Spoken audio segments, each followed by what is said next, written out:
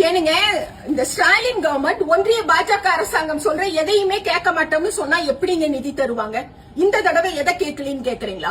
ஜூலை 1ஆம் தேதி வீட்டு மின் கட்டணத்தை உயர்த்த மாட்டாங்களாம். ஒன்றிய பாஜக அரசாங்கம் என்ன சொல்லுது? வருஷா வருஷம் ஜூலை 1ஆம் தேதி எல்லா மாநிலங்களும் மின் கட்டணத்தை உயர்த்தணும்ங்கறாங்க. இவங்க இந்த வருஷமும் ஏத்தணும்னா மக்கள் ரொம்ப பாதிப்படைவாங்க. அதனால தமிழ்நாட்டுல மின் கட்டண உயர்வு இல்லைன்னு அறிவிச்சிருக்காங்களே. இப்ப அவங்க கொடுக்க வேண்டிய 3 லட்சம் கோடி 4 லட்சம் கோடி நிதி பகிர்வை தரமாட்டோம்னு மிரட்டுவாங்க. நீங்க மிரட்டினாலும் பரவாயில்ல, எங்களுக்கு மக்கள் நலன் தான் முக்கியம்னு சொல்லி ஸ்டாலினோட திமுக கவர்மெண்ட் மக்கள் பக்கத்துல நிக்குது. இவ்வளவு தூரம் மக்கள் பக்கத்துல நிக்கிறவங்க எதுக்குங்க உதயமின் திட்டத்துல கையெழுத்து போடணும்? சரியான கேள்வி. உண்மையில அந்த திட்டத்துல கையெழுத்து எப்ப போட்டாங்க தெரியுங்களா? 2017 எடப்பாடி பழனிசாமி முதலமைச்சரா இருக்கும்போது அப்போதைய மின்சாரத்துறை அமைச்சர் தங்கமணி கையெழுத்து போடுறாருங்க.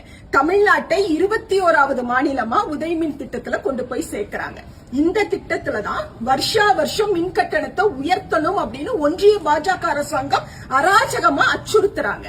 இதே திட்டத்தை அம்மையார் ஜெயலலிதா உயிரோட இருக்கிறப்போ அமைச்சர் பியூஷ் கோயல் 1000 தடவை வருவார். கையெழுத்து போடுங்க கையெழுத்து போடுங்கன்னு கேட்டு அந்த அம்மா ஒத்துக்கவே இல்லைங்களே. இது மக்களோட வயிற்றுல அடிக்கிற திட்டம்னு சொல்லி திருப்பி திருப்பி அனுப்புவாங்க. அந்த அம்மா போனாங்க, மங்கனி கூட்டம் ஆட்சிக்கு வந்துச்சு, கையெழுத்து போட்டுட்டாங்க. அது சரிங்க, அப்ப கையெழுத்து போட்டாங்க. ஆனா இப்பதானே மின்சார கட்டணம் ஏறுது. சரியான கேள்வி.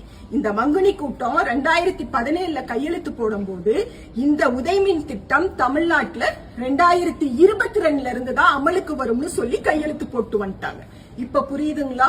இந்த மின்சார கட்டணம் ஏறுவதற்கு காரணம் அடிமை அதிமுக ஆட்சி. மின்சார கட்டணத்தை உயர்த்தியே ஆகணும் அப்படின்னு சொல்லி அச்சுறுத்துறது ஒன்றிய பாஜக அரசாங்கம். அப்படியெல்லாம் ஏத்த முடியாது. போன தடவை ஏத்தியாச்சு, இந்த தடவை ஏத்த மாட்டோம், மக்களை தான் பார்க்க போறோம்னு சொல்றது ஸ்டாலினோட திமுக அரசாங்கம்.